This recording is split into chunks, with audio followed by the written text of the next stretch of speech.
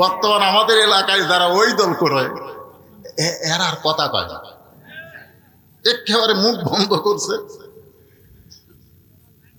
হ্যাঁ, আপনার দূরে দেখছেন, দূরে দূরে দূরে যখন মুখ ভিতরে ঢুকায় সহজে কিন্তু বার করে না, জোরে কোন ঠিক কিনা? পিঠের উপরে কষা একটা লাথি মারলে ফুস করে মুখ বাড়ায়, জোরে কোন ঠিক কিনা? ওই দলের নাম হলো আওয়ামী লীগ। জোরে বলেন কি মিলে? আপনার ওই দলের লোক নাই বলেই তো বললেন আলহামদুলিল্লাহ। যদি থাকতেন ভাই, বর্তমানে আলহামদুলিল্লাহ বলার আর সুযোগ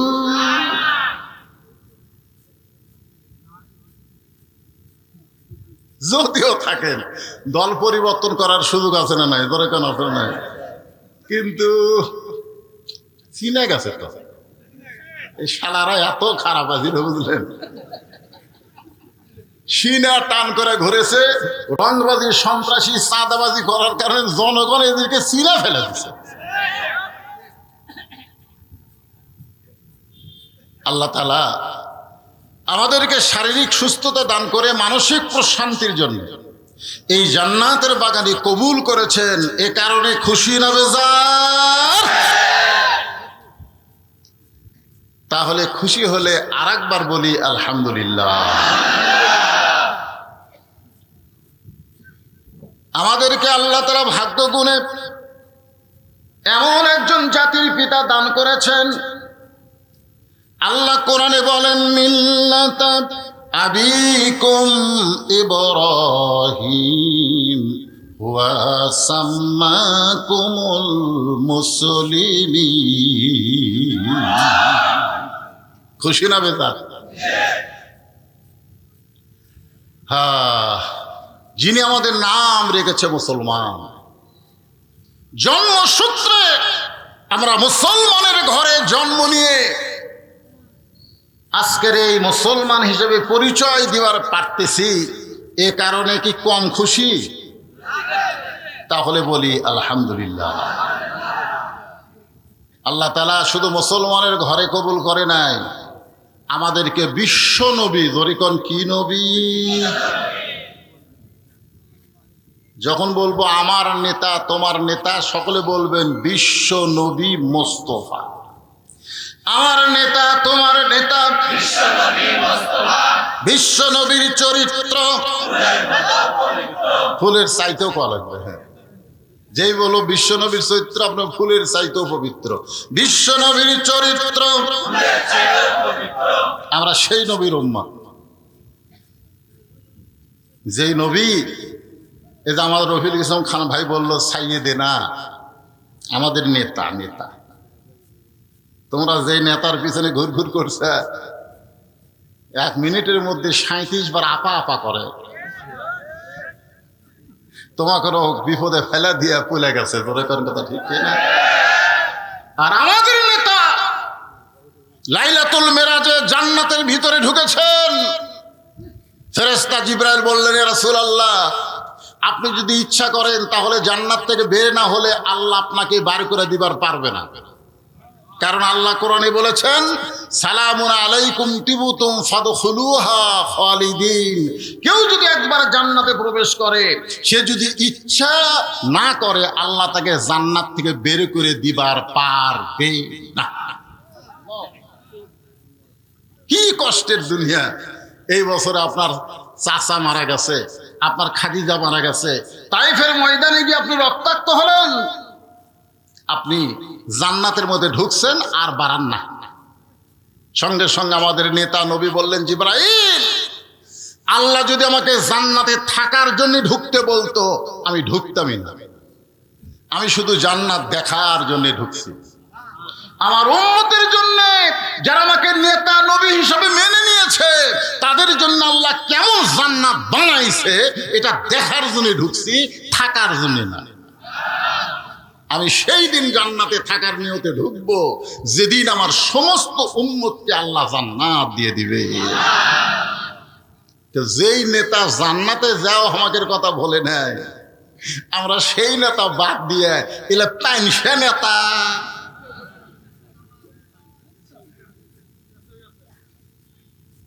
আল্লাহ আল্লাহ আমাদেরকে সেই নেতার উম্মত হিসেবে কবুল করেছেন। খুশি না বেজার? তাহলে জবান খুলে আরেকবার বলি আলহামদুলিল্লাহ। এখন আসেন, আল্লাহর প্রশংসা করার কারণ হলো পবিত্র কোরআন। এবার তাকায় দেখেন তো, দেখেন দেখছেন কেমন লাগে? ভুয়া ভুয়া কোরআন শরীফ না আপনারা এখন পর্যন্ত ধরলেন না, এখন পর্যন্ত এটা ধরলেন না, তাহলে কেমনে ভালো করেন? ও তালের মাথা।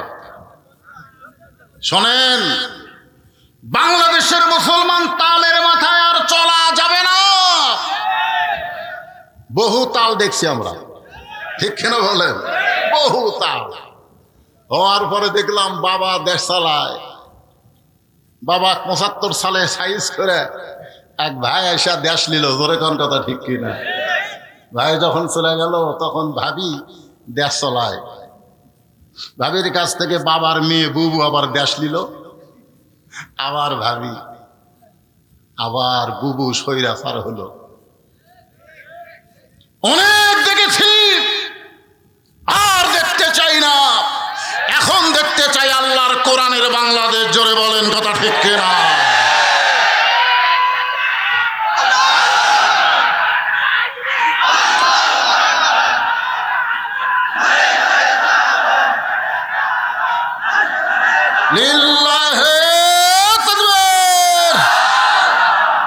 এই যে আপনাকে কিছু লোক এটা ইচ্ছা করে না, ভুল।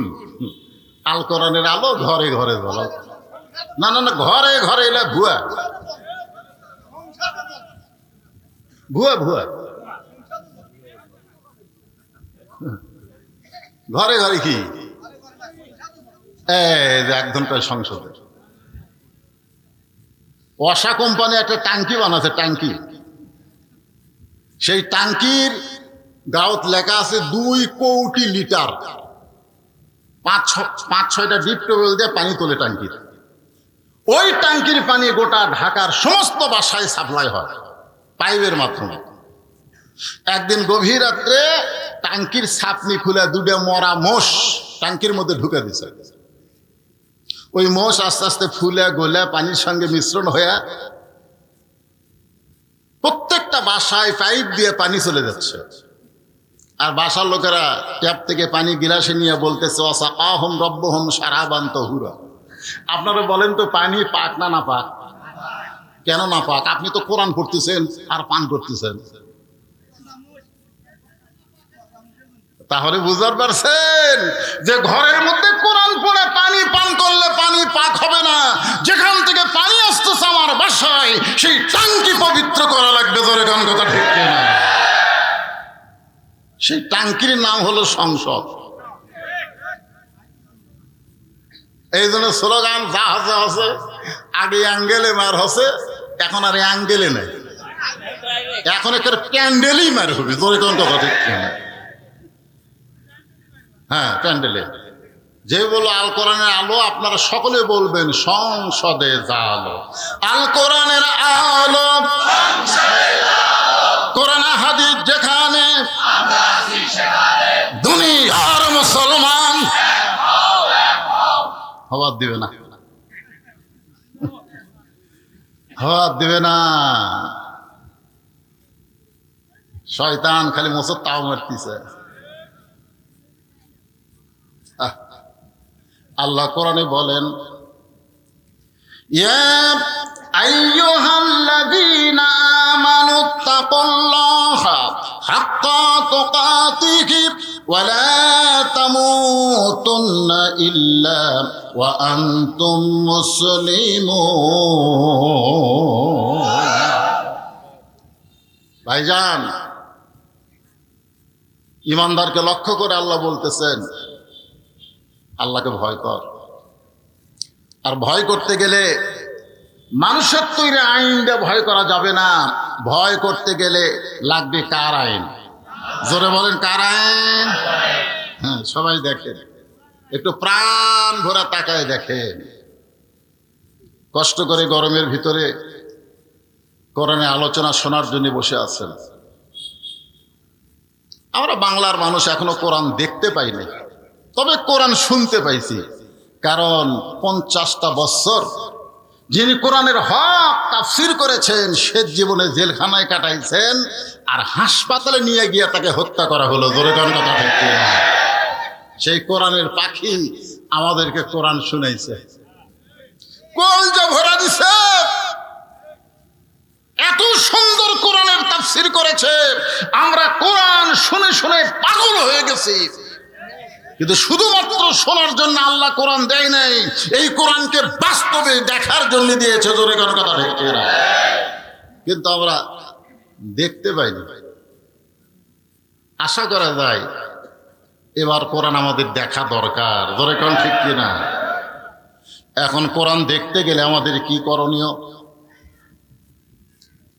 নবী যখন কোরআন তেলাওয়াত করেছে, গভীর রাত্রে চোরের মতন চুপি চুপি আবু জেহেল কোরআনের তেলাওয়াত শুনেছে।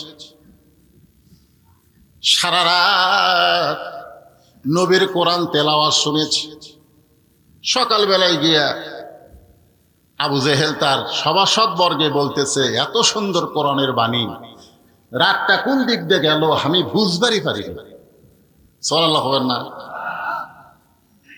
আবু সুফিয়ান বলে, নেতা, যেই কোরআন শুনতে রাত কোন দিক দিয়ে গেল বোঝা যায় না, সেই কোরআনকে বাস্তবে গ্রহণ করলে অসুবিধা কি? আবু জেহেল বলতেছে, কোরআনকে যদি গ্রহণ করা হয় তাহলে তোর আমার নেতৃত্ব চলবে না, আসল নেতা হয়ে যাবে আব্দুল্লাহর এতিম পোলা। আজকে আমাদের বাংলাদেশে আবু জেহেল মার্কা নেতা যারা, তারা কখনোই চাবে না যে আল্লাহ ওয়ালারা, কোরআন ওয়ালারা নেতা হোক। জোরে বলেন কথা ঠিক কিনা? এই জন্য কোরআনকে বাস্তবকে যদি আমরা দেখতে চাই তাহলে আমাদেরকে দুই হাত দিয়ে এই কোরআনটা ধরা লাগবে। পারবেন? এই যুবকেরা, এই যারা স্বৈরাচারকে পতন করছে, ওদের সমন্বয়ক, আজকে ছাত্র আন্দোলন, এরা কিন্তু আল্লাহর কোরআন ধরে নেয়। তুমি শুরু করছিল কোটা আন্দোলন, কোটা কোটা, সে থেকে আবার যে কথাগুলো বলার একটা সুযোগ পেয়েছে। অনেক রক্তের বিনিময়ে সর্বপ্রথম আমাদের রংপুরের একটা ছেলে সাইদ, আবু সাইদ, সে নিজের জীবন দিয়ে শাহাদতের মর্যাদা পেল। এরপরে অনেক শহীদের রক্তের উপর দিয়ে আমাদের বাংলাদেশ আবার স্বাধীন হলো। জোরে কোন কথা ঠিক কিনা? আজকে আসুন এই কোরআনকে একটু ধরি। আপনি দৌড়ে এসে ধরতে পারবেন না, এটা ধরবার গেলে শর্ত আছে। আল্লাহ বলেছে, লা ইয়ামাসসুহু ইল্লাল মুতাহহারুন। ততক্ষণ পর্যন্ত তুমি কোরআন স্পর্শ করতে পারবে না যতক্ষণ পর্যন্ত তুমি পবিত্র না হবে। ওমর ফারুক কিন্তু তার বোনের কাছে যে কোরআন আসলো না, বলেছিল যে কি পড়লি গোপনে গোপনে, আমাকে একটু দে তো।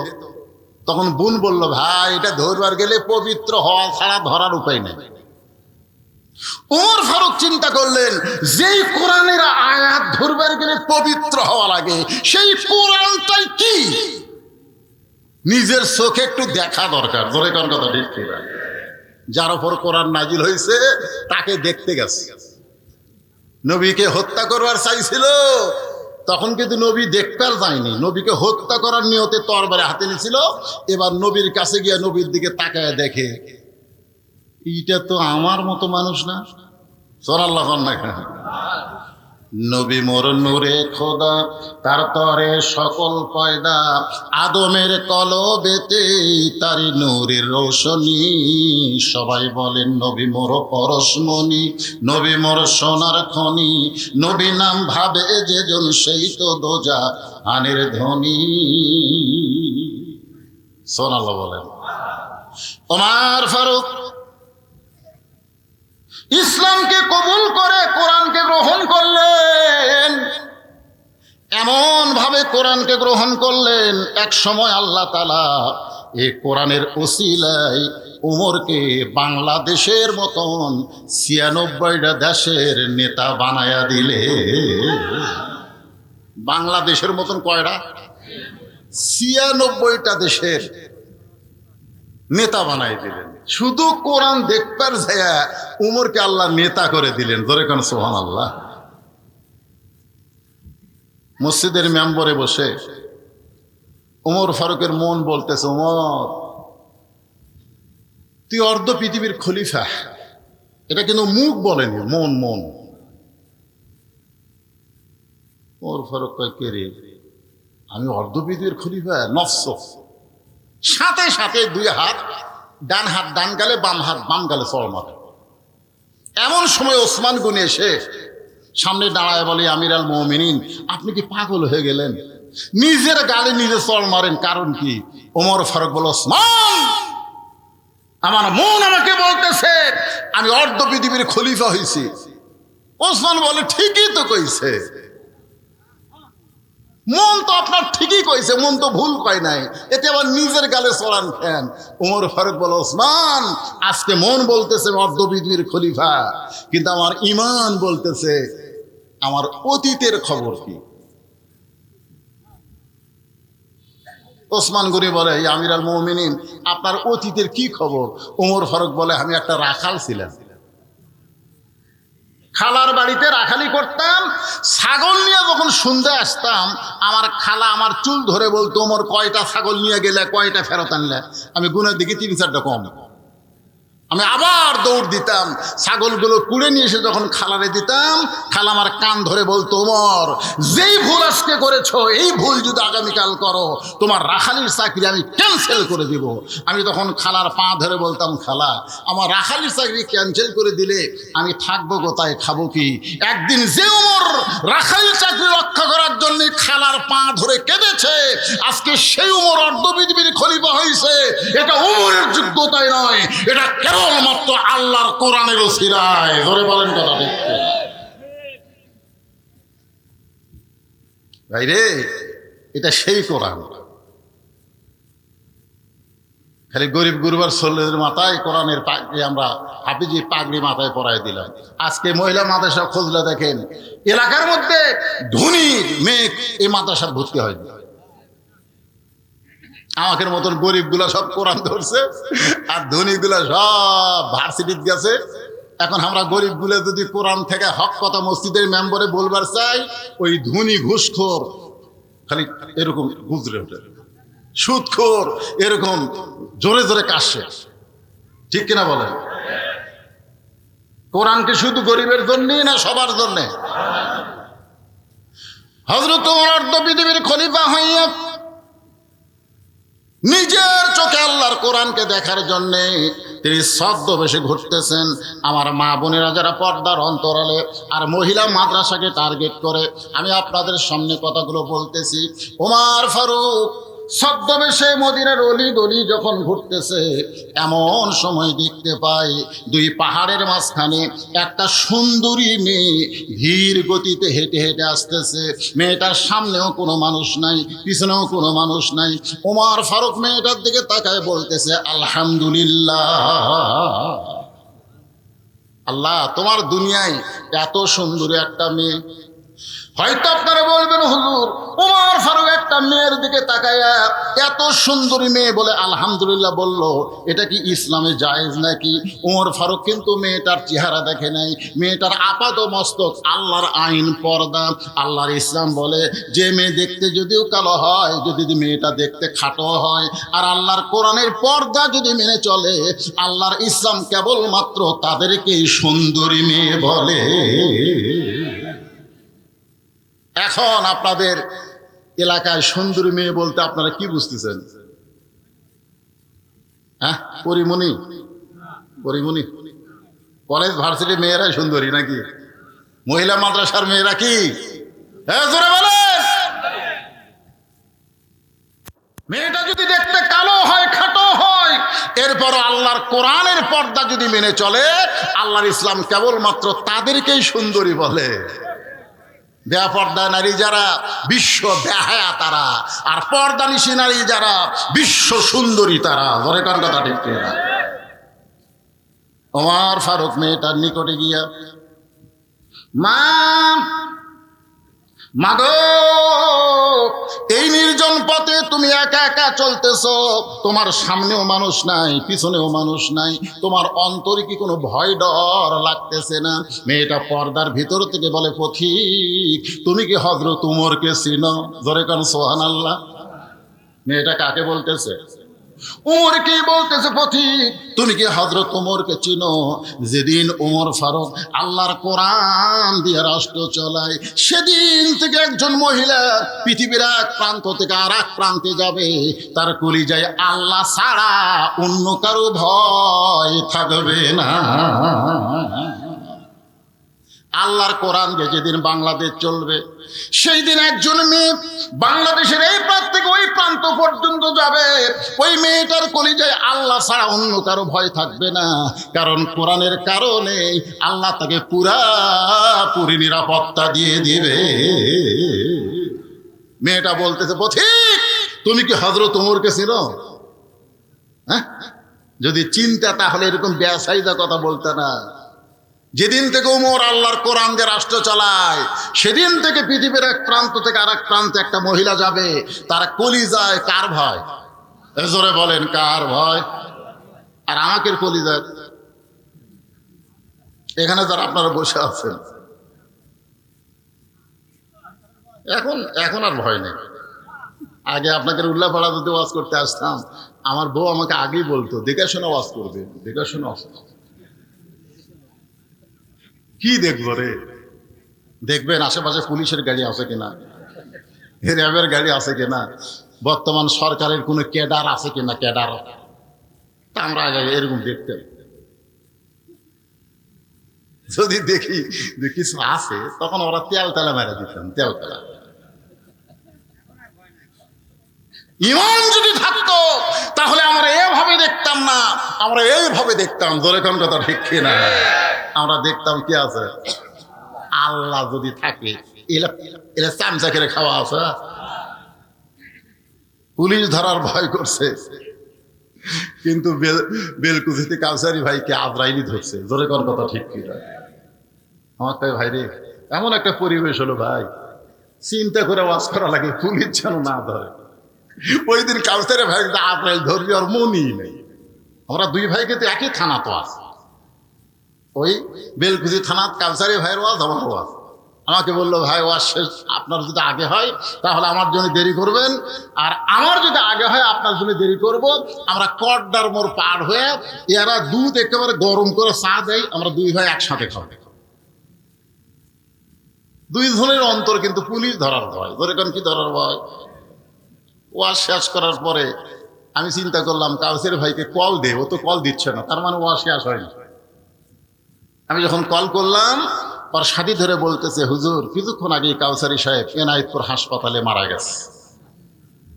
কে ধরছে, পুলিশ না আজরাইল? কথা বলে। পুলিশ ধরার চিন্তায় হক কথা গোপন করেছি। আল্লাহ কয়, পুলিশ ধরার আগেই তোকে আজরাইল ধরতে পারে। ধরে ঘরে কথা ঠিক কিনা? এখানে যত মানুষ আমরা আছি, আমাদের সবাইকে কিন্তু আজরাইল ধরবে। ধরে কেন কি করবে? ছাড়বে নাকি? ছাড়বে? মিশে মায়ায় বন্দি থাইকা করলাম কত খেলা, পশ্চিমে তাকিয়া দেখো তোমার জীবনের ডুইবা গেছে বেলা। ওমর চোখের পানি বের করে বললেন, মা তোমার অন্তরে শুধুমাত্র আল্লাহর ভয়, কোরআনের আইন চলার কারণে, কিন্তু তুমি যেভাবে চলতেছ আমার মনে হয় তোমার ভিতরে কোনো দুঃখ লুকে আছে, কারণ তোমার চলাটা অত্যন্ত ধীর গতির। বলো তো মেয়ে, তোমার ভিতরে কোনো দুঃখ আছে নাকি? মেয়েটা বলে, পথিক রে, আমি আসলেই একজন দুঃখী নারী। আজকে 6 দিন হলে হযরত ওমরকে খুঁজে বেড়াই। আমি আসলেই একজন দুঃখী নারী, আজকে 6 দিন হলে আমি হযরত ওমরকে খুঁজতেছি। সুবহানাল্লাহ। কয়দিন? যদি হযরত ওমরকে খুঁজে পাই তাহলে আমার দুঃখের কথা তার কাছে একটু বলবার চাই। ওমর ফারুক বললেন, মা তুমি যে ওমরকে খুঁজতেছো, ওমরকে না পাইলে সেই দুঃখের কথা কি আমাকে বলা যায় না? মেয়েটা বলে, পথিক এত সাহস ভালো না, যেই কথা হযরত ওমরকে বলবো সেই কথা দুনিয়ার কোনো মানুষকে আমি বলবো না। ওমর ফারুক বললেন, মা তুমি যেই ওমরকে খুঁজতেছো আমি হইলাম সেই ওমর। মেয়েটা ছোট বাচ্চার মতন কান্দের বলে, ইয়া আমিরুল মুমিনিন, আপনি যদি সেই উমর হন তাহলে চোরের মতন একা একা কেন ঘুরতেছেন? আপনার কি কোনো চামচা নেই? ধরে কোন কি নাই? চোরের মতন একা একা কেন ঘুরতেছেন? আপনার কি পুলিশ নাই, র্যাব নাই? সঙ্গে সঙ্গে হযরত ওমর ফারুক কোরআন থেকে তেলাওয়াত করলেন, ইন্নামাল মুমিনুনা আল্লাযীনা ইযা যুকিরাল্লাহু ওয়াসিলাত কুলুবুহুম ওয়া ইযা তুলিয়াত আলাইহিম আয়াতুহু যাদাতুহুম ঈমানা ওয়া আলা রাব্বিহিম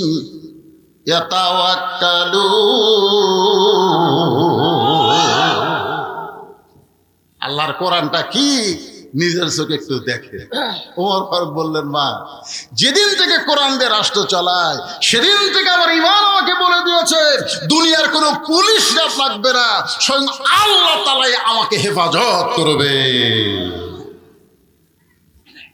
সামান্য একটা এমপি হলেই সামনে পুলিশের গাড়ি, পিছনে পুলিশের গাড়ি, ধরে কোন কথা ঠিক কিনা? আর বাংলাদেশের মতন ৯৬টা দেশের পুলিশ, কোন চামচা লাগে, র্যাব লাগে, পুলিশ লাগে? আপনারা বলেন তো, পুলিশগুলা কি নেতার না জনগণের? কথা কোন নেতার না জনগণের?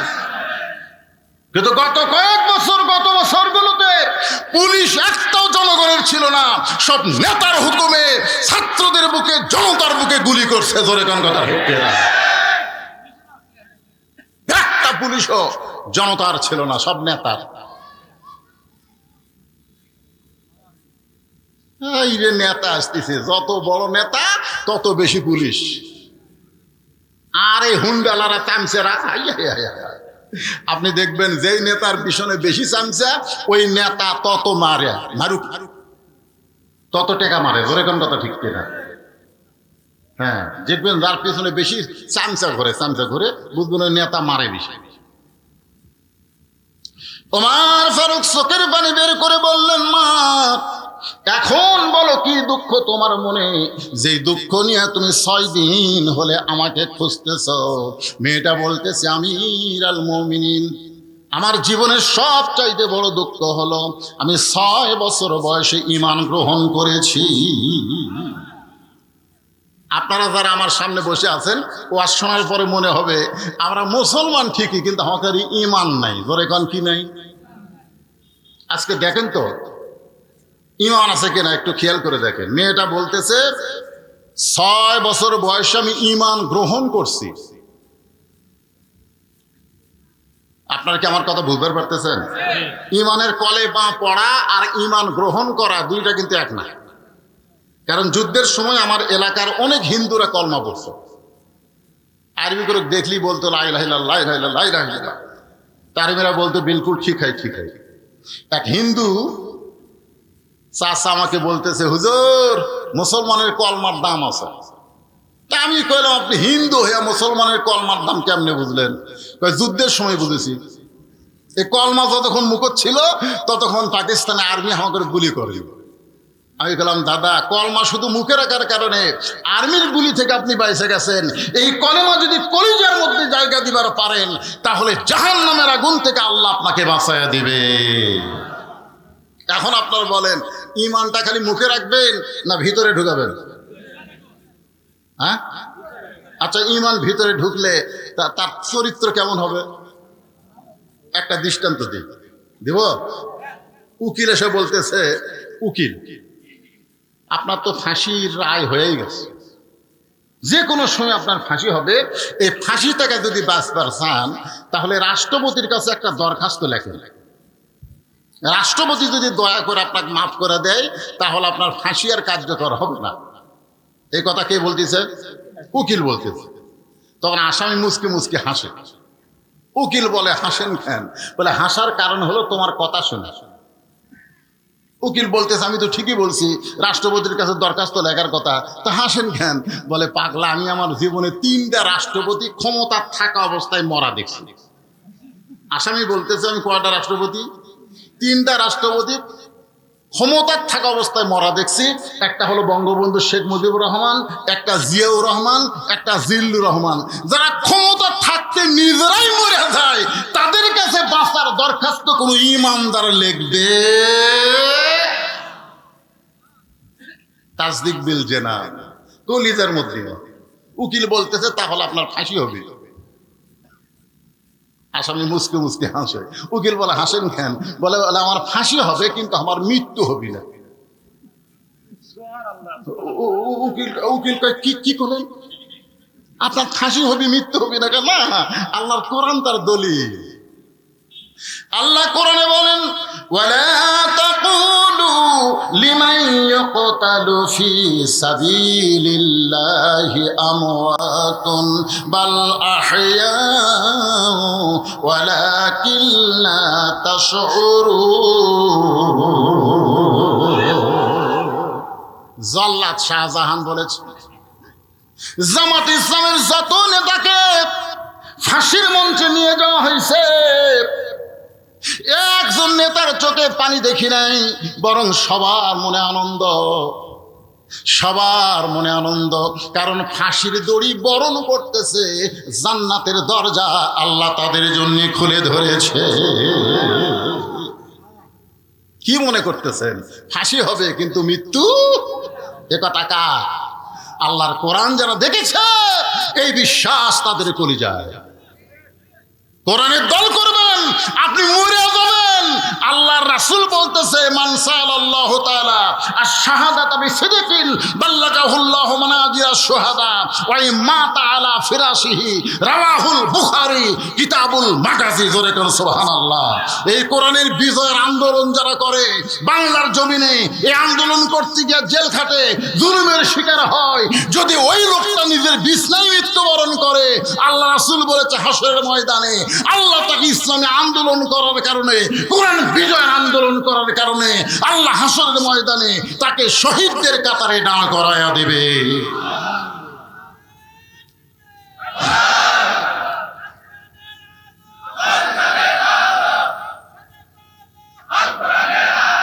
আপনারা কি মনে করতেছেন এই কোরআন, এই যে কোরআন আলোচনা শুনতেছেন, এটা শুধু কাগজে লেখা একটা কিতাব না, আপনাকে জান্নাতের দরজা পর্যন্ত পৌঁছানোর কিতাব। ধরে কোন ঠিক কিনা ভাইজান?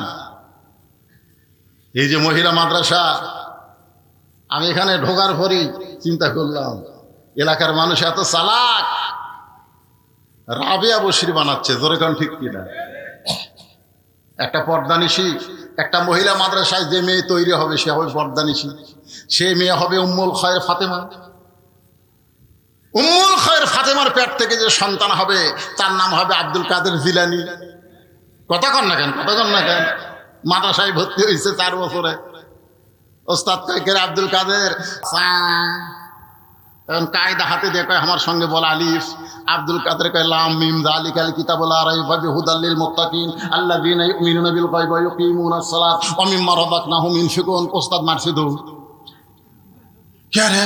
এতদিন ধরে আমি আলিফ বা তা সা কই, আর এক আলিফ প্রতি লাম কয়ে শুরু করছে। তার মানে এই তো মানুষের বাচ্চা না, এই দিন পেতির হবি। ওস্তাদই ভয়ের ঠেলা দৌড়। অন্য ছাত্র শিক্ষক বলে হুজুর দৌড়ান কেন? জীবনে যেটা দেখিনি আজকে সেটা শুনতেছি। সবাই ঘিরে ধরছে। 4 বছরের বাচ্চা আব্দুল কাদের খালি ঢুকতেছে। ওয়াজিলাত কুলুবুহুম। যারা কোরআন পড়ে, আপনি মেয়ে মাদ্রাসায় আসেন বা ছেলে মাদ্রাসায় যান, দেখবেন ওদের মধ্যে একটা ভোঁক আছে না নাই? জোরে কেন আছে না? একজন ওস্তাদ গিয়ে কোরআন শরীফ এরকম নিয়ে মেলে ধরছে। আব্দুল কাদের পড়তেছে আয়াতের পর আয়াত, ওস্তাদ দেখতেছে। যেই মাত্র 18 পারা কোরআন তেলাওয়াত শেষ, আব্দুল কাদের অটোমেটিক ব্রেক। আর কেন পারে না? ওস্তাদ বলে জানবার যদি চাও তাহলে আব্দুল কাদেরের মায়ের কাছে যাও। কেউ বলেনি যে বাপের কাছে যাও, কারণ সন্তান ভালো মন্দ এটা বাপের কারণে হয় না মায়ের কারণে হয়? কথা কন না কেন? ও যে ঘুরতেছে, ওদের বেড়াচ্ছে বেড়াচ্ছে, ওর পিছনে কারণ আছে। ওই যে ঘুরতেছে কোরআনের মাহফিল বাদ দিয়ে, খোঁজলে দেখেন ওই যখন মায়ের পেটটা ছিল, মা পেটত যে গোটা পাড়া ঘুরিছে, ওই পেটের মধ্যেই ঘরণী ব্যারাম পাচ্ছে। তোর এখন কথা ঠিক কিনা? কি মন খারাপ করতেছে? কারণ সন্তান ভালো না মন্দ এটা যাচাই করবার গেলে মায়ের কাছে যাইতে হবে, বাবার কাছে যাওয়ার কোনো দরকার নাই। কারণ বাবা আনন্দে মাতিয়া সাগরে ভাসাইয়া সেই যে চইলা যায় খবর লয় না। মাজন ধরিয়া উদহরে কতই যতন করে, 10 মাস পরে পায় প্রসবের বেদনা। ইমাম গাজ্জালী রহমতুল্লাহ আলাইহি বলেন, সন্তান যখন মায়ের পেটে জন্ম নেয় সঙ্গে সঙ্গে আল্লাহ মায়ের মাসিক ব্যারাম বন্ধ করে দেয়। প্রতি মাসে 3 দিন 5 দিন 7 দিন যে একটা ব্যারাম হতো, রক্ত বের হতো, নামাজ পড়া যাইতো না, রোজা করা যাইতো না, বাচ্চা আসার সঙ্গে সঙ্গে ওই ব্যারামটা আল্লাহ বন্ধ করে দেয়। বন্ধ করে দেওয়ার কারণে হলো ওই সন্তান পেটে আসার পর মার যেন কোনো ইবাদত নষ্ট না হয়। কারণ মায়ের ইবাদত শুধু মায়ের না, মায়ের ইবাদতে আল্লাহ সন্তানকে বড় করে দেয়। সন্তান যখন পেটে বাচ্চা নিয়ে রুকুর থেকে সেজদা যায়, ওই বাচ্চা পেটের মধ্যে একটা চাপ খায়। ফেরেশতারা বলে, মাবুদ তোমার বান্দি রুকুর থেকে সেজদা গেল, পেটের মধ্যে বাচ্চা দিয়ে চাপা কষ্ট পাইলো। আল্লাহ বলে, ফেরেশতা সাক্ষী থাক, যেই মা পেটে নিয়ে বাচ্চা নিয়ে নামাজ পড়ে, ও মা শুধু নিজে নামাজ পড়ে না, পেটের বাচ্চাকে ও নামাজি বানায়া দিল। পেটে বাচ্চা নিয়ে মা রোজা রাখে। শাশুড়ি বলে, ও মা এবার পেটে বাচ্চা আছে, এবার রোজা রাখো না, কারণ রোজা রাখলে বাচ্চা যদি শুকে যায়। বেটার বউ বলে, শাশুড়ি আপনি তাহলে আমাকে লিখে দেন যে আমি আর 1 বছর বাঁচবো, লিখে দেন।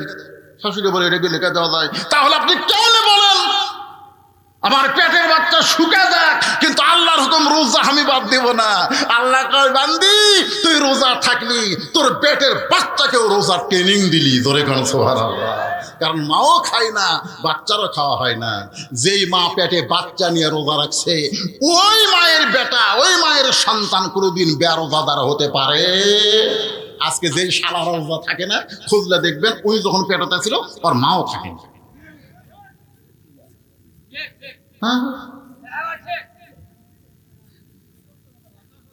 কারণ সন্তান ভালো হয়। একটা খ্রিস্টান বলেছে একটা ভালো যদি সন্তান চাও তাহলে একটা ভালো মায়ের দরকার। যেরকম কিসের দরকার? মায়ের দরকার। আপনারা কি বিরক্ত হচ্ছেন? দেখতে আইছে সবাই, দেখি মাও আব্দুল কাদের কান্দত করে নিয়ে উম্মুল খায়ের ফাতেমা জানলাতে দেখে, কেরি গতকালই ভর্তি করে দিলাম, ছেলে কোরআনে হাফেজ বানাবো। হুজুর আমার আব্দুল কাদের কি বেয়াদবি করছে? বলে, বেয়াদবি একটাই, আলিফ কয়নি, লাম মিম কয়ে 18 পারা কোরআন শুনালো। আব্দুল কাদেরের মা কান্দের, বলে, আল্লাহর শপথ করে বলতেছি আমি জানি না। আমার আব্দুল কাদের যে আপনাকে 18 পারা কোরআন শরীফ শুনাইছে, আল্লাহ শপথ করে বলতেছি আমি জানি না। ওস্তাদ বলে, মা তুমি না জানলেও তুমি কি জানো? বলে, আমি হলাম 18 পারা কোরআনের হাফেজা।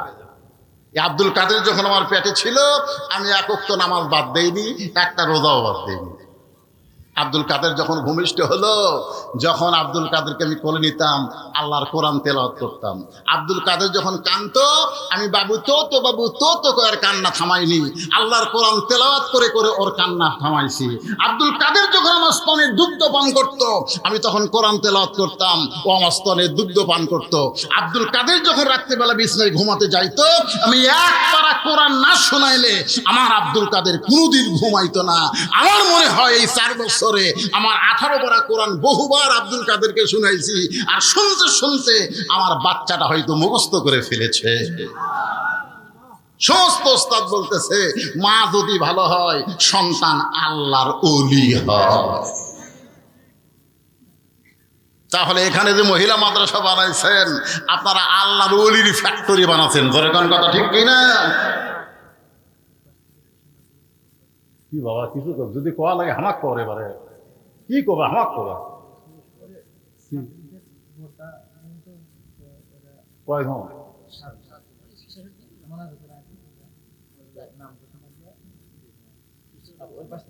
বোরকা কি জন্য দিচ্ছে? হাফেজ লিল্লাহি তাকবীর। 7 জন মা, ছোট্ট বাচ্চারা 7 জন মহিলা কই, আমরা কই মা কই আর খালাই কই, কোরআনের হাফেজা হয়ে গেছে। কি কথা, 7 জন, আলহামদুলিল্লাহ। তাদেরকে বোরকা দেওয়া হবে। ছেলে হলে এখানে মাথার পাগড়ি খুলে দিতাম, কিন্তু এরা মেয়ে তো, এই জন্য এদেরকে বোরকা দেওয়া হবে। আমি ওয়াজের শেষের দিকে দিয়ে দেবো ইনশাল্লাহ। ওই হবে এখানে নিবে, এটাকে এখনই দিবেন না, আপনি ওই মুনাজাতের আগে আপনার মাধ্যমে। এই মাদ্রাসার জন্য কোনো টাকা টুকার দরকার নেই। হ্যাঁ, উন্নয়ন করবে। তো আমি সেই কথাই তো বুঝাতে চাচ্ছি যে এই যে আল্লাহর ওলিগের ফ্যাক্টরি মহিলা মাদ্রাসা, এই ফ্যাক্টরি এখানে কিয়ামত পর্যন্ত জারি থাক। আপনার কি চান? কারা কারা চান? আল্লাহ হাত দেখেন তো দেখি। লিল্লাহি তাকবীর। আমি সবার কাছে না, সবার কাছে আমার দরকার নাই, কারণ যারা কোরআনকে মহব্বত করে, কোরআনের পাগল, আমি তাদের কাছে এই মাদ্রাসায় একটা করে কোরআন শরীফ। এখানে কয়জন মেয়ে ছাত্রী আছে? 100 জন ছাত্রী আছে। 100টা কোরআন শরীফ, এক কোরআন শরীফ মাত্র 500 টাকা। কোরআনকে যারা ভালোবাসেন, এতক্ষণ ধরে কোরআনে ওয়াজ শুনতেছেন, আরো 1 ঘন্টা করবো, আপনারা শুনবেন। মাত্র 500 টাকা আপনি দিবেন, একটা কোরআন শরীফ দান করার সওয়াব আল্লাহ আপনার আমল নামায় দিয়ে দিবে। সুবহানাল্লাহ জোরে কর, আর সুবহানাল্লাহ কর না কেন? আমি কি সবার কাছে চাইছি? 100 জন, তার মধ্যে একজন হাত তুলেছে, বাকি কোনো খাওয়া নাই বাজান, লগত দেওয়া লাগবে। আছে পকেট আছে? 200 আছে না? বাকি লয় তো, আমি বাকি লেখেন, বাকির কোন কথা নেই। লোক কোরআন শরীফ আর বাকি, এটা ধান তুলছি জানি।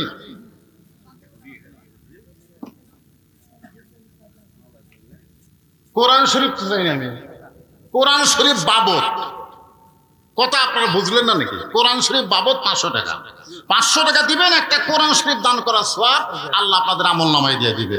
লিল্লাহি তাকবীর। 100টা কোরআন শরীফের মধ্যে 1 নম্বর পাওয়া গেছে, আলহামদুলিল্লাহ। আল্লাহ তোমার একজন পাগল, একটা কোরআন বাবদ 500, আর একজন কোরআন শরীফ বাবদ 500 টাকা দান করছে।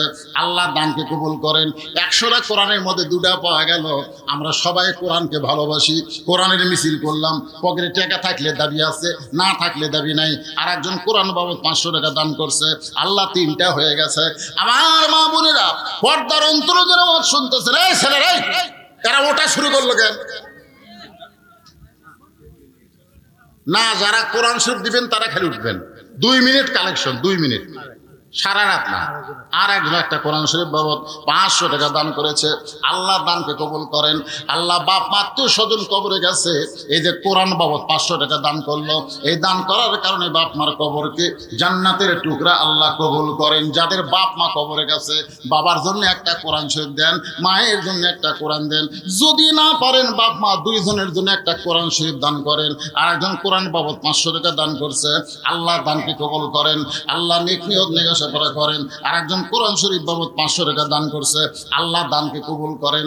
আল্লাহ যারাই যে নিয়তে দান করতেছে, আল্লাহ সকলের নেক নিয়ত নেক আশাকে আল্লাহ আপনি কবুল করেন।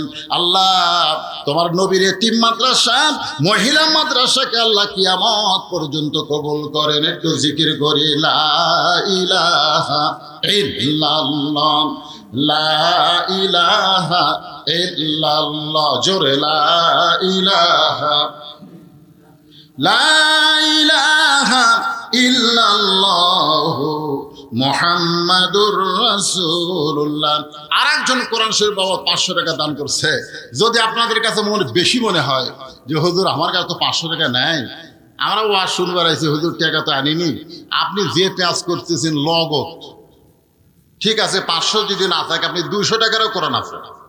এই যে এইগুলো কোরআন শরীফ মেরে গেলে 200 টাকা হলেই হয়, 200 টাকা দেন, সবাই দেন, আল্লাহর রাস্তায় দেন। আপনাদের কাছে একেবারে একটা রুমাল বা ব্যাগ পাঠিয়ে দিচ্ছি আল্লাহর রাস্তা, আপনার 10, 20, 50, 100 যা পারবেন আল্লাহর রাস্তে দেন। দিবেন না?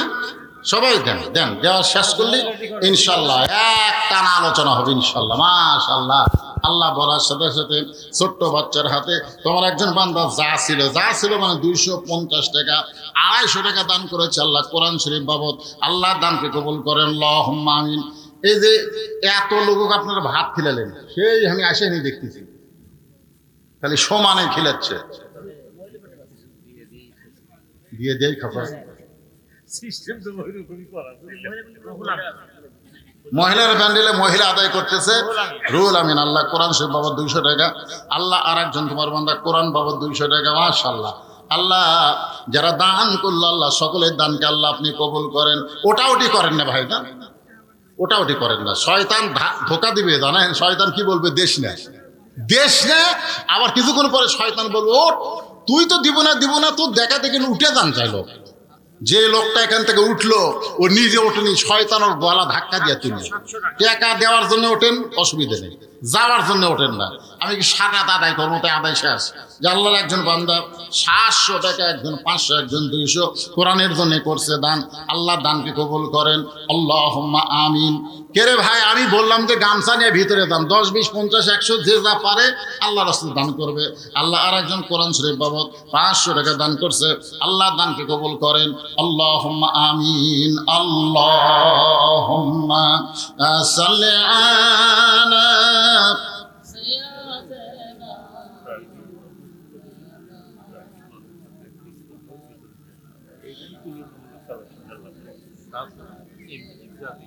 মাওলানা।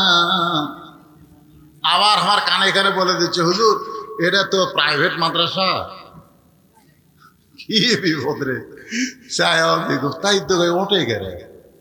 ঠিক আছে, যাক আলহামদুলিল্লাহ। আপনারা প্রাইভেট হোক আর সরকারি হোক, যাই হোক, কোরআনের নিয়তে তো আপনারা দিচ্ছেন। আল্লাহ নিয়ত দেখবে। আল্লাহ কি দেখবে? নিয়ত দেখবে। মাদ্রাসার ঘরই ঠিক মতো হয়নি। এই মাদ্রাসার ঘর করার জন্য আপনি প্রাইমারি কন, হাই স্কুল কন, এগুলো সরকারি খরচে 5 তলা হচ্ছে, ঠিক এরকম 3 তলা 4 তলা নিজস্ব জায়গায় হয়। এই নিয়তে আপনারা দেন ভাই, দান দেখা যাবে না। এই দান হবে আপনাদের এই জান্নাতে সাফি হাবিবুল্লাহ। আল্লাহ রাসূল বলেছে দানকারী আল্লাহর দোস্ত। ধরে কোন সুবহানাল্লাহ। হ্যাঁ, সবাই বসেন, আমি আবার আলোচনা করতেছি। আর আপনারা ওই বোরকাগুলো নিয়ে আসেন, আর যাদেরকে বোরকা দেওয়া হবে সে অভিভাবক বাবাদেরকে এখানে নিয়ে আসেন। আমরা দেখব কার সন্তান মেয়ে কোরআনের হাফেজা হলো, সে কেমন ভাগ্যবান বাবা। একজন কোরআনের হাফেজ নিজে জান্নাতে একাই যাবে না, তার বংশের ভিতর থেকে 10 জন যাদের উপর আল্লাহ জাহান্নাম ওয়াজিব করেছে, এইরকম জাহান্নামী মানুষদেরকে সুপারিশ করে ইমান থাকলে এই হাফেজ জান্নাতে নিয়ে যাবে। জোরে কোন সুবহানাল্লাহ। এই জন্য যে 60 জনকে জাহান্নাম কয়টা? 7টা। এখানে 7টা হাফেজ হয়েছে মাশাআল্লাহ। 60 জনকে আমরা দেখব যাদেরকে বোরকা দেওয়া হবে তাদের অভিভাবকের হাতে। কি আধা মণ ধান এবং 100 টাকা দান করছে। আল্লাহ ইমদাদুলের দানকে আল্লাহ আপনি কবুল করেন, আল্লাহুম্মা আমিন। প্রাইভেট মাদ্রাসা যখন বেশি চাপ দিয়ে আমি আদায় করব না, আদায় প্রায় শেষের দিকে।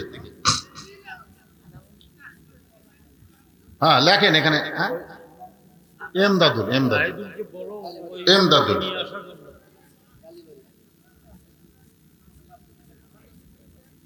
মাশাআল্লাহ। আর একজন আল্লাহর বান্দা 500 টাকা দান করছে কোরআন শরীফ বাবদ। আল্লাহ দানকে কবুল করেন, আল্লাহুম্মা আমিন, আল্লাহুম্মা আমিন।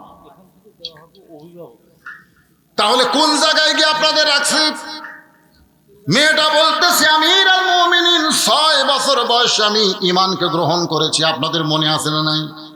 নাই। কারণ ঈমানের কলেমা পড়া আর ঈমানকে গ্রহণ করা দুইটা কিন্তু এক না। বর্তমানে বাংলাদেশে আমরা ঈমানের কলেমা পড়েছি কিন্তু ঈমানকে গ্রহণ করে নাই। রাসূল বলেছেন ঈমানকে গ্রহণ করলে 3 ভাবে গ্রহণ করা লাগবে। ইকরার বিল লিসান, তাসদিক বিল জিনান, আমল বিল আরকান। এরই নাম হলো ঈমান। জবানে বলতে হবে লা ইলাহা ইল্লাল্লাহ। কলিজার মধ্যে ঈমানের জায়গা দেওয়া লাগবে। আমলের মাধ্যমে ঈমানকে গ্রহণ করা লাগবে।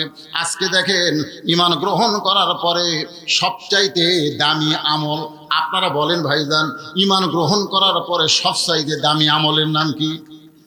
এ কথা কয় না কেন? ঈমানের পরে সবচাইতে দামি আমল হলো নামাজ। দামি আমল হলো নামাজ। স্বাধীনতার পর থেকে এ পর্যন্ত যত সরকার বাংলাদেশের ক্ষমতায় আইছে তারা কোরআন নিয়ে আসে নাই, তারা মানুষের আইন নিয়ে আসার কারণে আমাদের বাংলাদেশের মুসলমানের উপরে নামাজের কোনো আইন পাশ করতে পারেনি। জোরে গণ কথা ঠিক কিনা? অথচ আল্লাহ কোরআনই বলেছেন, আল্লাযীনা ইন মাক্কান্নাহুম ফিল আরদ, মুসলমানের মধ্যে কাউকে যখন ক্ষমতার চেয়ার দেওয়া হবে, ক্ষমতার মালিক তো মানুষ না, ক্ষমতার মালিককে।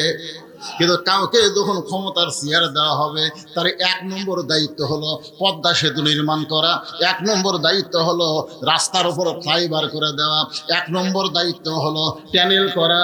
এগুলো 1 নম্বর দায়িত্ব না, 1 নম্বর দায়িত্ব হলো আকামুস সালাত, নামাজ কায়েম করা।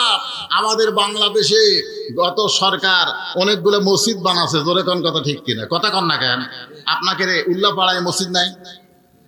এই একটা মসজিদ সরকার বানিয়ে দেয়নি? কি মসজিদ? মডেল মসজিদ। আপনারা বলেন তো, মডেল মসজিদে যখন আজান দেয়, আজান দেওয়ার সময় মুসলমানেরা কি বেড়া থাকে না মসজিদের মধ্যে যায়? কথা কেন? মসজিদ যায়। আপনারা বলেন তো, সবচাইতে বড় সন্ত্রাসী কারা? সবচাইতে বড় সন্ত্রাসী হলো আজান দেওয়ার পরে মুসলমান দাবি করে নামাজ পড়ে না, এরাই হলো সবচাইতে বড় সন্ত্রাসী। জোরে কোন কথা ঠিক কিনা? এই যে কোরআন দেখবেন না, কোরআন যদি বাংলাদেশে দেখতে চান, কোরআনের সমাজ যখন চালু হবে আমাদের বাংলাদেশে, তখন 1 নম্বর আইন হয় নামাজ কায়েমের বিল পাস হবে। জোরে কোন কথা ঠিক কিনা? যদি সরকার আইন করে দেয় মডেল মসজিদে আজান হবে, আজান দেওয়ার পরে যে ছেলেরা বাইরে ঘুরবি একে পাশার কাপড় তুলে 5টা করে বাড়ি। কয়টা করে বাড়ি? আচ্ছা, এই আইন যদি সরকার করে তাহলে আপনারা বলেন তো, ছেলেগুলা কি বাইরে ঘুরবে? অন্তত পিটন খাওয়ার ভয়ে মসজিদের মধ্যে ঢুকবে। যেই মসজিদের মধ্যে ঢুকবে আল্লাহ বলতেছে, আল্লাহুম্মা আফতাহলি আবওয়াব রাহমাতিক, তুই যখন পিটন খাওয়ার ভয়ে আমার ঘরে ঢুকলি, আমি তোকে রহমতের কোলে উঠাইয়া নিলাম। আর আপনি যখন রহমতের কোলে উঠলেন তখন দায়িত্ব কি হলো? ইন্নাস সালাতা তানহানিল ফাহশাই ওয়াল মুনকার। একমাত্র নামাজই পারে মানুষকে যাবতীয় খারাপি থেকে বাঁচাই দিতে। আজকে বাংলাদেশে যারা টাকা পাচার করছে, যারা আজকে বাংলাদেশে হাজার হাজার কোটি টাকা বাংলাদেশ থেকে বিদেশে পাচার করছে, এই শালারা কি নামাজি? ফাওয়াইলুল লিল মুসাল্লিন, নামাজি হলেও ফাওয়াইলুল। বোঝেন না? বোঝেন? আপনাকে এলাকায় মসজিদ দোতলা আছে না নাই? এই কথা কোন আছে না নাই? আপনারা বলেন তো, সত্যি করে বলেন, দোতলা মসজিদ কি 5 ওয়াক্ত নামাজের জন্যে না জুম্মার নামাজের জন্যে?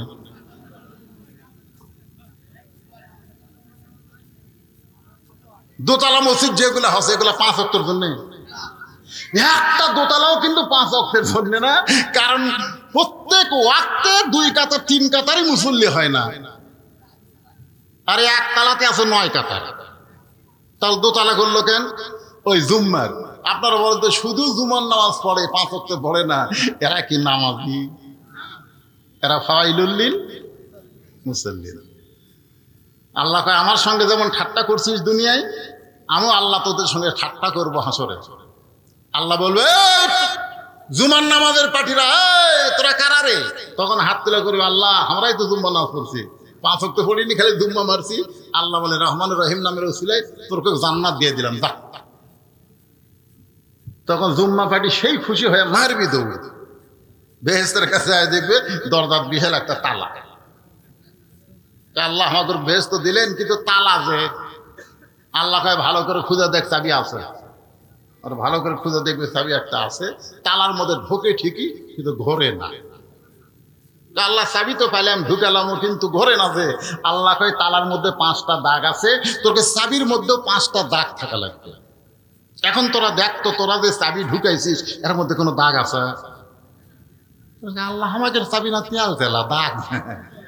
বলে কিসের দাগ আল্লাহ? আল্লাহ কয় 5 ওয়াক্ত নামাজের দাগ রে। তালার মধ্যে 5 ওয়াক্ত নামাজের দাগ আছে, ওই দাগে দাগে মিল খাবি, কুটটুস করে শুনবি। আল্লাহ 5 ওয়াক্ত, আল্লাহ কয় জান্নাত দেখা হলো, ধোকা হলো না। জান্নাত দেখা হলো, ধোকা হলো না। নামাজ যারা কায়েম না করবে তারা জান্নাত দেখতে পারবে কিন্তু ঢুকতে পারবে না। আসসালাতু মিফতাহুল জান্নাহ। আল্লাহর বান্দারা মনোযোগ দেন। আল্লাহর কোরআনকে যদি দেখতে চান তাহলে 1 নম্বর হলো নামাজ।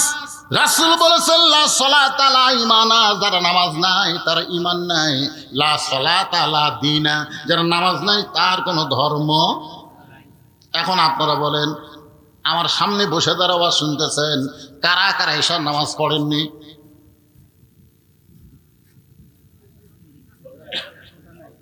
না, মনে মনে চিন্তা করে দেখেন তো কারা কারা পড়েননি।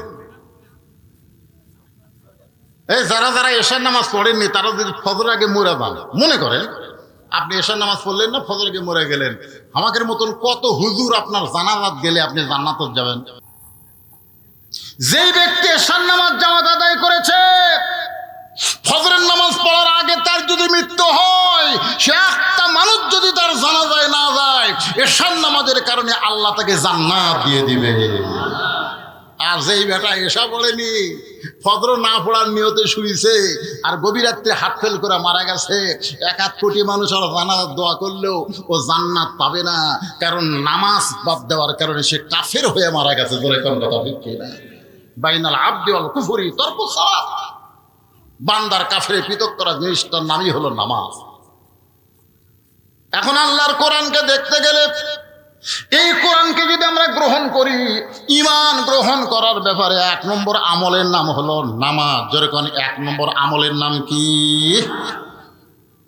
এখন আপনারা কারা কারা ফজরের নামাজ পড়বেন না? হাত তোলেন। এইদিকে কথা কে কয় রে? কারা কারা ফজরের নামাজ পড়বেন না? দিকে হাত তোলেন তো দেখি। তার মানে সবাই পড়বেন ইনশাআল্লাহ। আপনারা যদি সবাইও পড়েন তারপরে কোরআন দেখতে পাবেন না, কারণ সবাই পড়বেন আজকে হুজুরের কথা অনুযায়ী 1 বার, বারবার মসজিদে ঢুকতে পারবেন না। কারণ মসজিদ ঢুকতে গেলে নামাজ কায়েমের আন্দোলন, নামাজ কায়েমের বিধান আল্লাহর কোরআন দিয়ে বাংলার জমিনে চালু করতে হবে। ধরে কোন ঠিক। 2 নম্বর হলো যাকাত দেওয়া লাগবে। যার উপরে নামাজ ফরজ, সে যদি সামর্থ্যবান মানুষ হয়, তার উপর আল্লাহ যাকাত ফরজ করেছে 100 টাকায় 2.5 টাকা। ধরে বলেন কয় টাকা? এই মনোযোগ দিয়ে শোনেন, কয় টাকা?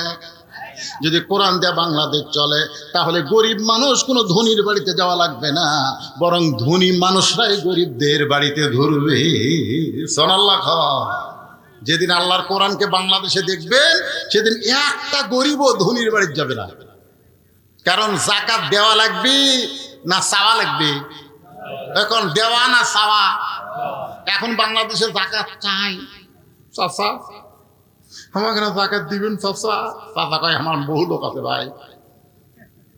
আমি দেখি চাচা ই কয় ভাই না দাও। আর কোরআন যখন চালু হবে, 1 ব্যাগ টাকা নিয়ে ঘুরতেছে 7 দিন। যে দরজাতে যায়, গরিব কয় আমার যাকাতের টাকার দরকার নেই, ইয়াকা নাবুদু ওয়া ইয়াকা নাস্তাইন। আমি যখন নাচ পড়ে আল্লাহর কাছে সাহায্য চাইছি, ভাই তোর যাকাতের টাকা আমার দরকার নেই। যার কাছে যাই তাই দরজা বন্ধ করে। 7 দিন ধরে 1 ব্যাগ টাকা নিয়ে ঘুরছে, একটা গরিবও দরজা খোলেনি। আল্লাহ কয় আল্লাহ আমার তুমি গরিব করে দাও।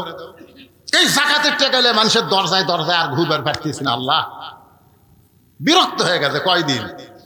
7 দিন। মনের দুঃখে বরফের মধ্যে গেছে, যে দেখে একজন বস্তা পাতার দিয়ে শুয়ে আছে। দেখা গেল ভাবতেছে যাক আল্লাহ তুমি রহম করছো, একটা গরিব পাখি পারে। ওই এখন ওই বস্তা লাগ দেখে বুঝলে জোরে সালাম মারছে, আসসালামু আলাইকুম। বস্তাটা লাভ দেওয়া বলতেছে আলহামদুলিল্লাহ। বেগালাকে কেন সালাম দিলাম, ওয়ালাইকুম আসসালাম না কয় আলহামদুলিল্লাহ কেন, বলে 15 দিন হলে 1 বস্তা টাকা নিয়ে ঘুরছি ভাই, একটা গরিব নেই। তোকে দেখে গরিব মনে করে আল্লাহ শুকর আদায় করছি। আমি ঘুরি ব্যাগ নিয়ে, তুই ঘুরিস বস্তা নিয়ে, তাহলে গরিব গেল কোথায়? আস্তাইনু বিস-সাবরি ওয়াস-সালাহ, দুইজন আল্লাহর নামাজ পড়ে আল্লাহর কাছে কান্দে, আল্লাহ ওই 7 দিন হলে ব্যাগ লিয়া ঘুরতেছে, আমি 7 দিন হলে 1 বস্তা টাকা লিয়া যাকাতের ঘুরতেছি, গরিব গেল কোথায়? আল্লাহর পক্ষ থেকে জানানো হচ্ছে, নামাজ কায়েমের পরে যাকাত দেওয়া যদি আল্লাহর হুকুম মনে করে শুরু করে দেয়, ওই দেশের জন্য আল্লাহ রহমত বরকতের দরজা খুলে দিয়ে গরিবের দরজা, অভাবের দরজা আল্লাহ বন্ধ করে দেয়। যখন যাকাত দেওয়া শুরু হয়ে যাবে, আপনারা বলেন তো বাংলাদেশের নিচে খনি আছে না নাই? কটা খনি আছে না নাই? আমেরিকার একজন ভূতত্ত্ববিদ বলেছে বাংলাদেশের জমির নিচে এত দামি দামি খনি আছে, তেলের খনি, সোনার খনি, কয়লার খনি, বহু খনি আছে। বাংলাদেশ সবচাইতে সমৃদ্ধশালী দেশ, বহু খনি আছে, কিন্তু খনিগুলো এত নিচে, মানে যন্ত্র দিয়ে দেখে 1000 ফুট নিচে। এই খনির তেল তুলবার গেলে, কয়লা তুলবার গেলে যে টাকা খরচ হবে, এখন সেই টাকাই তো উঠবে না, এত নিচে। কিন্তু যখন যাকাত দেওয়া শুরু করবেন তখন খনিগুলার নিচে থাকবে না, আল্লাহ সব খনি উপরে দিয়ে পাঠাবে। সুবহানাল্লাহ কোন না কেন? একদিন সৌদি আরব যারা মুরব্বী এখানে আছে শুনে দেখবেন, হাজিদের কাছে সাহায্য আছে। এখন সৌদি আরব শুধুমাত্র কোরআনের কিছু আইন চালু করার কারণে আল্লাহ তাদেরকে এত সমৃদ্ধশালী বানায় দিছে। তার মানে খনিগুলা সব নিচে ছিল, উপরে দিছে। উপরে দেওয়ার মালিককে আরো জোরে বলেন। তাহলে এখন বলেন, আল্লাহর কোরআন আমাদের দেখার দরকার আছে না নাই? আর কোরআন দেখবার গেলে কোরআন বিজয়ের আন্দোলন করতে হবে। কোরআন বিজয়ের আন্দোলন যদি আমরা করতে চাই, তাহলে ভালো শাসক আমাদের বাংলার জমিনে, একটু মনোযোগ দিয়ে শোনেন। আজকে এই উল্লাপাড়ার এই এলাকার মধ্যে যে ভাইটা ভালো মানুষ, ভালো মানুষকে আমাদের ভালো জায়গায় পাঠাতে হবে। সংসদ ভবন কিন্তু খারাপ জায়গা না, খারাপ যেরকম খারাপ। আমি একবার বলছিলাম যে ইউনিয়ন পরিষদের চেয়ারম্যান দাঁড়াবো, তা আমার পাশে একজন কয়, নাউজুবিল্লাহ হুজুর, আপনি একজন আলেম মানুষের চেয়ারম্যান হবেন কেন? আমি বললাম কেন? বলে ইউনিয়ন পরিষদ খারাপ, আপনি একজন ভালো মানুষের খারাপ জায়গায় যাবেন। আমি বললাম, পাগলা, ইউনিয়ন পরিষদ খারাপ না রে, কিন্তু খারাপ মানুষকে আমরা পাঠানোর জন্য ওই ভালো জায়গায় খারাপ হয়ে গেছে। জোরে কোন কথা ঠিক কি না? তো এখন ভালো মানুষগুলো আমরা যদি কোরআন দিয়া ওই সংসদে 300 জন পাঠাবার পারি, তাহলে কোরআন আমরা বাংলার জমিনে দেখতে পাবো। আল্লাহ পাক আমাদের দেখার তৌফিক দান করুক, সকলে বলে আমিন। এই যে এগুলো কি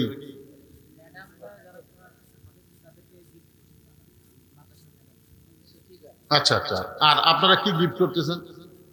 বোরকা একজন না? হ্যাঁ, নাম বলে দেখেন দেখেন দেখেন কোন ভাগ্যবানের সন্তান, মেয়ে কোরআনের হাফেজা হলো। আপনি একটু চাই থেকে দেখেন, আর যারা নেবেন তারা এদিকে আসেন। বলে নাম বলেন। আলহামদুলিল্লাহ, দারুল ইসলাম মহিলা মাদ্রাসা হাফেজা ছাত্রীরা যারা হাফেজা হয়েছে, অলরেডি কোরআনের কারিম সিরার মধ্যে তুলেছে, 30 পারা কোরআনের হাফেজা হয়েছে, তাদের নাম ঘোষণা করছি। সুপ্রদর্শক সেই পিতারা এখানে পুরস্কার গ্রহণ করবেন। মুসাম্মদ নিজুম খাতুন, পিতা আজিমুর রহমান কাছে